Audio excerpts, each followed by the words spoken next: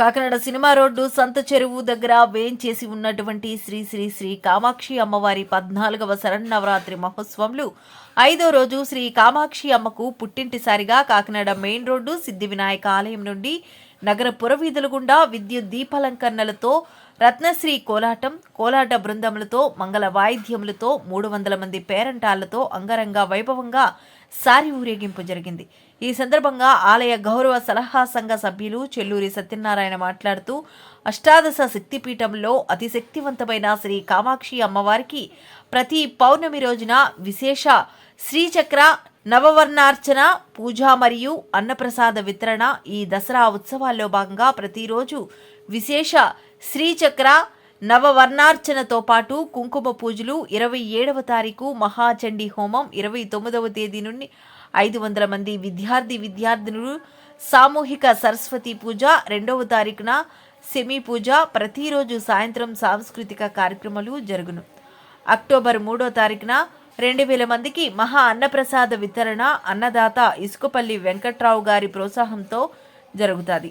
నూతన ఆలయ కమిటీ అధ్యక్షులు మక్కామల మూర్తి, తేలాసుల శ్రీనివాసు, నరవ వెంకట వీరభద్ర చారి, గోపాలపురపు రాజు, లంకా శ్రీను, లక్కోజు బుజ్జి, నర్వ బాబ్జీ మరియు 30 మంది నూతన ఆలయ కమిటీ ఘనంగా ఈ కార్యక్రమాలు నిర్వహిస్తున్నారు. వారికి సత్యనారాయణ ప్రత్యేక శుభాకాంక్షలు తెలియజేశారు.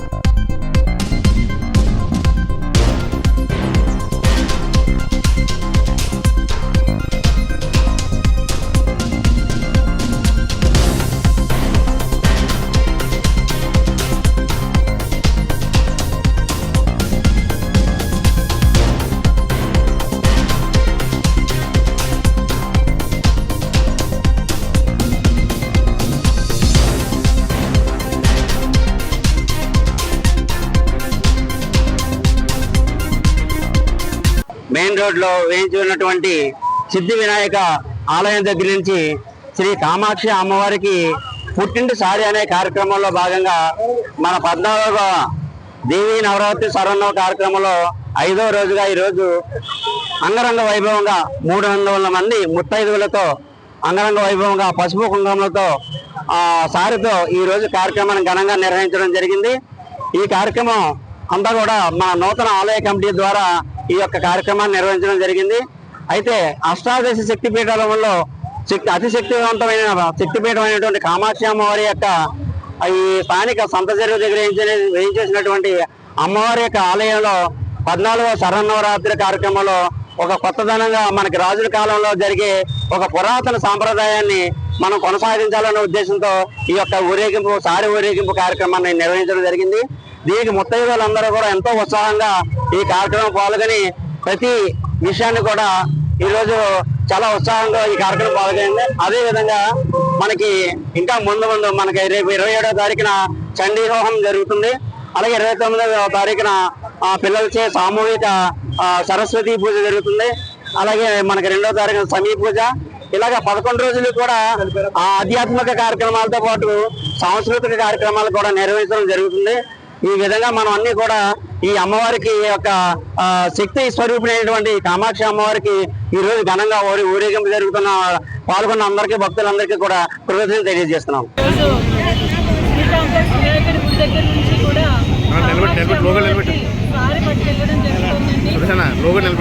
భక్తులు పాల్గొని అమ్మవారి సారి ఇచ్చే కార్యక్రమంలో పాల్గొనడం జరిగింది. ఈ సందర్భంగా కమిటీ సభ్యులందరికీ కూడా అందరినీ ఇన్వాల్వ్ చేసినందుకు ప్రత్యేక ధన్యవాదాలు తెలియజేస్తున్నాం.